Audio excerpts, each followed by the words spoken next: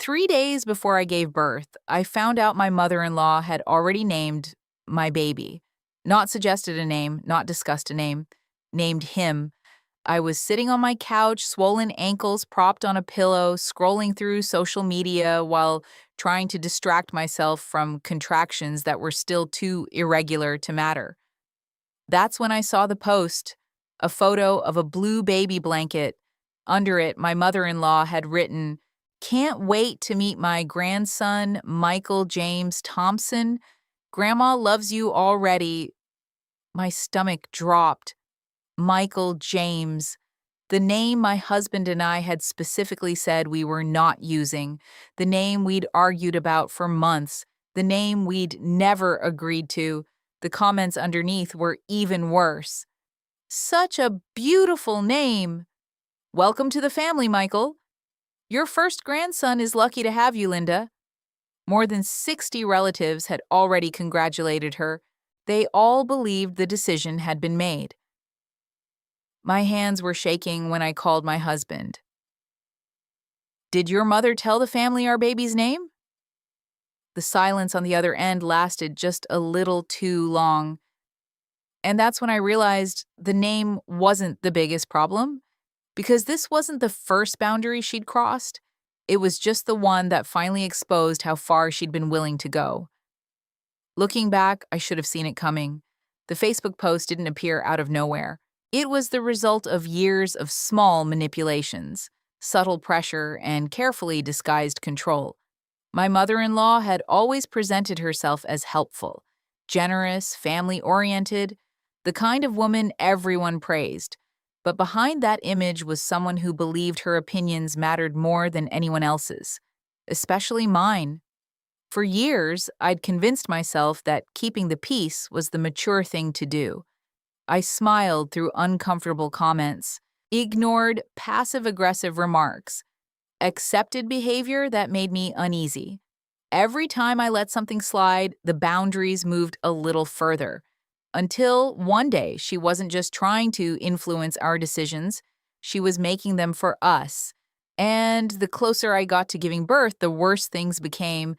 My name is Rachel, and I was 32 when all of this happened. My husband, Ethan, and I had been married for 4 years. We had a solid relationship built on trust, communication, and mutual respect. At least that's what I believed. When I met Ethan, one of the first things I noticed was how close he was to his family, particularly his mother, Linda. At first, I thought it was sweet. She called him every day. She attended every family gathering. She remembered everyone's birthdays and anniversaries. People constantly described her as the glue that held the family together. And honestly, during the first year we dated, she was kind to me. She brought homemade casseroles when I was sick, sent birthday cards, included me in family events. Nothing seemed unusual, but after Ethan and I got engaged, small things started changing. Whenever wedding decisions came up, Linda had opinions. A lot of opinions. "I think roses would look more elegant. I wouldn't choose that venue. Are you sure about that dress style?" Every suggestion sounded harmless, yet somehow every conversation ended with pressure. When I chose something different, she'd pout. If Ethan disagreed with her, she'd act hurt. I was only trying to help. That became her favorite phrase. During our first year of marriage, she developed a habit of dropping by unannounced. Sometimes she'd ring the bell, sometimes she'd use the spare key we'd given her for emergencies. One Saturday morning, I walked into my kitchen wearing pajamas and found Linda making coffee. I nearly screamed. "Linda, what are you doing here?" She smiled. "I was in the neighborhood." At 8 o'clock in the morning, without calling. When I told Ethan it bothered me, he looked uncomfortable. "She's just being friendly." That response became familiar. Whenever Linda crossed a boundary, Ethan minimized it. Not because he agreed with her, because he hated conflict. Then I became pregnant, and everything intensified. Linda was thrilled, overjoyed, obsessed. This would be her first grandchild. From the moment we announced the pregnancy, she acted like she was personally involved in every decision. The nursery, the stroller, the hospital, the feeding plan, the baby shower, nothing was off limits. At first, I tried to appreciate her excitement, but as months passed, I began feeling like a supporting character in my own pregnancy, and I had no idea how much worse it was about to get. The first major issue appeared when we started discussing nursery decorations. Ethan and I had chosen a simple woodland theme. Nothing fancy, just something peaceful and cozy. A week later, Linda showed up with 3 bags full of decorations: bright blue sports-themed decorations, football blankets, baseball wall art, tiny jerseys. I thanked her politely, then explained we already had a plan. Her smile vanished. Oh, just one word. But the disappointment was obvious. A few days later, she called Ethan. Apparently, I had hurt her feelings again. Then came the baby shower. I wanted a small gathering with close friends and family. Linda volunteered to help organize it. I agreed. Huge mistake. When I arrived at the venue, it looked nothing like the event I'd planned. The decorations were different. The guest list had doubled. Several strangers introduced themselves as Linda's friends. Throughout the afternoon, people complimented her. Linda did such an amazing job. Linda thought of everything. It felt less like my baby shower and more like a celebration of Linda becoming a grandmother. Then the naming discussion started. Ethan and I agreed we wouldn't reveal the baby's name before birth, partly because we wanted privacy, partly because we knew people would offer opinions, especially Linda. One evening during dinner, she casually asked, "So, what names are you considering?" I smiled. "We're keeping that private for now." She laughed. "No, really," I repeated myself. Her expression tightened. "Families usually share these things. We want it to be a surprise." For weeks, she kept asking. Indirectly, directly, through relatives, through Ethan. Every conversation eventually circled back to names. Then she began making suggestions. One suggestion in particular: Michael, her late father's name. At first, I understood the sentimental value, but Ethan and I had already ruled it out, not because it was a bad name. It simply wasn't the name we wanted. When we politely declined, Linda didn't let it go. She brought it up repeatedly. "Your grandfather would be honored. It's a family tradition. It means so much to us." The pressure became exhausting. One afternoon, she cornered me during a family barbecue.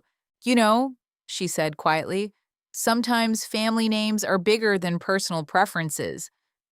I stared at her. "With respect, Ethan and I will choose the name together." She smiled, but it wasn't a happy smile. It was the smile of someone who'd just been challenged. And that was when I started realizing something important. This wasn't really about a name, it was about control. The baby hadn't even been born yet Linda already viewed him as an extension of herself. A new chapter in her story, not ours. And once I recognized that pattern, I started noticing it everywhere. The final month of pregnancy felt like a constant battle. Linda began referring to the baby as my grandson in every conversation. Not your baby, not the baby, my grandson. It seemed small at first, but the language mattered. The ownership mattered. Then she started sharing information we hadn't given permission to share. Updates about doctor's appointments, details about the nursery, even private medical information. I had no idea where relatives were hearing these things until I learned Ethan had been telling his mother almost everything. Not maliciously, just habitually. When I confronted him, he looked embarrassed. I didn't think it was a big deal. It is to me. That conversation led to our first serious argument in years. Not because Ethan disagreed, because he finally realized how much information was flowing through his mother. To her, information meant influence. and influence meant involvement. Soon after, Linda announced she wanted to be in the delivery room. I laughed because I thought she was joking. She wasn't. Absolutely not, I said. Her eyes widened. Why? Because giving birth isn't a spectator event. She looked genuinely offended. For 3 days, she barely spoke to me. Then she called Ethan crying. According to her, I was excluding family. Again, a week later, she informed us she'd already prepared a nursery at her house, a complete nursery, crib, changing table, clothes, toys, everything. I remember standing there speechless. Why do you need all this? She smiled. For when he stays with Grandma. I hadn't even delivered the baby yet. Nobody had discussed overnight visits. Nobody had suggested it. Yet she'd already planned them. The entitlement was breathtaking. Then came the hospital issue. We created a list of approved visitors, very short, very simple, parents only. After informing everyone, Linda immediately started lobbying for exceptions. What about my sister? No. What about your cousins? No. What about family friends? No. Every answer became a negotiation. Every boundary became a debate. One evening, 2 weeks before my due date, Ethan received a call from his cousin. Congratulations on naming the baby Michael. Ethan frowned. What? Apparently, several relatives already believed the baby would be named Michael. Some even thought we'd officially announced it. We traced the rumor back to Linda. When confronted, she brushed it off. Oh, people must have misunderstood. But nobody misunderstood. Because over the next few days, more relatives repeated the same thing. The story had spread too consistently, too specifically. Then came the Facebook post, the one with the blanket, the one announcing Michael James Thompson to the world, the one that shattered every illusion I still had about Linda's intentions. Because this wasn't pressure anymore. This was a public attempt to force a decision, and for the first time, I wasn't willing to stay quiet. After seeing the post, I immediately called Linda. She answered cheerfully, "Hi, sweetheart. Why did you tell everyone our baby's name is Michael?" Silence. Then a sigh. I knew you'd overreact. Overreact. I was 9 months pregnant and being told my child had already been named without my consent. Yet somehow I was the problem. We never agreed to that name. I know. The calmness in her voice shocked me. You know, people needed something to call him. I couldn't believe what I was hearing. So you just decided for us? I chose a meaningful family name. No, you chose your preferred name? She grew defensive. I've done everything for this family. There is no family without boundaries, Linda. Her tone changed instantly, cold, sharp. If you respected this family, you'd understand tradition. I hung up before saying something I'd regret. That evening, Ethan and I drove to his parents' house. When we arrived, several relatives were there. Apparently, Linda had invited them for dinner. Perfect timing. The moment I walked in, people started congratulating me. Little Michael will be adorable. Michael is such a strong name. My chest tightened. Linda sat at the head of the table, smiling, as if nothing was wrong, as if she hadn't spent weeks orchestrating this. And in that moment, something inside me finally snapped, not with anger, with clarity. I realized that staying polite hadn't protected the peace. It had only encouraged the behavior, and for the first time in years, I was ready to tell the truth. In front of everyone, I took a deep breath. Then I addressed the room. Before dinner starts, I need to clear something up. The conversation stopped. Forks paused. Everyone looked at me. Our son's name is not Michael. The room went silent. Several relatives exchanged confused glances. I continued. Ethan and I have never chosen that name. Now people were staring at Linda. She shifted uncomfortably. I wasn't finished. The Facebook announcement wasn't approved by us. One cousin frowned. Wait, what? I looked directly at Linda. You told people a decision had been made when it hadn't. Linda immediately jumped in. I was trying to honor my father. By speaking for us? She opened her mouth, closed it, opened it again. For once, no prepared explanation appeared. Ethan finally spoke. And honestly, this was the moment that changed everything. Mom, Rachel's right. The room froze. Because Ethan almost never challenged her publicly, he continued, "We told you we hadn't chosen a name." Linda looked stunned. "You're taking her side?" Ethan shook his head. "No, I'm supporting my wife." The distinction landed hard. For years, she'd viewed our marriage as a competition. Someone had to win, someone had to lose, but marriage doesn't work that way. Linda's voice started trembling. "I've only ever tried to help." I looked at her calmly. "Help requires permission." Nobody spoke. The silence felt enormous. Then Ethan began listing examples: the nursery, the hospital pressure, the rumors, the social media posts, the repeated boundary violations, one by one, without yelling, without attacking, just facts. For the first time, other family members were hearing the full picture. Several looked uncomfortable, a few looked shocked. One aunt quietly said, "Linda, did you really post the baby's name before they chose it?" Linda didn't answer, because there was no defense. Eventually, she stood up, tears filling her eyes. But something felt different, not because she was sad, because she was embarrassed. The audience she'd carefully managed for years was finally seeing the truth, not the version she'd presented, the reality, and reality wasn't flattering. Before leaving, I said one final thing. Our son deserves parents who make decisions together, not relatives who make them for us. Then Ethan and I walked out. For the first time in months, I felt lighter. 5 days later, I gave birth to a healthy baby boy. The delivery was peaceful. Private? Exactly how we wanted it. And when the nurse asked for his name, Ethan squeezed my hand. Together, we announced the name we'd chosen months earlier, a name that meant something to us, not anyone else. Linda wasn't invited to the hospital immediately. That decision upset her, but for the first time, we didn't negotiate. We informed.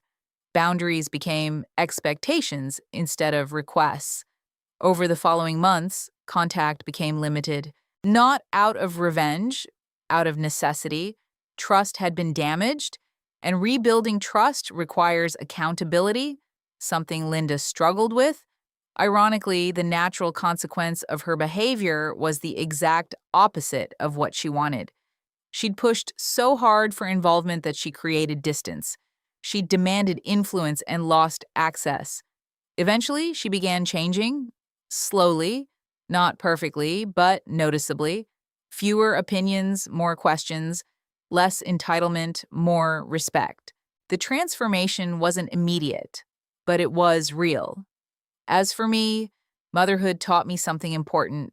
Keeping the peace and sacrificing your boundaries are not the same thing. One creates healthy relationships. The other creates resentment. I spent years believing kindness meant accommodating everyone. Now I know kindness also means protecting your family, even when it's uncomfortable, especially when it's uncomfortable.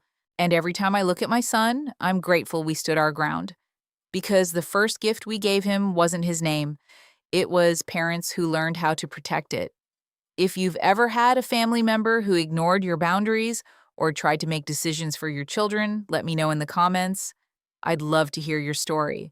And don't forget to subscribe for more real-life drama stories.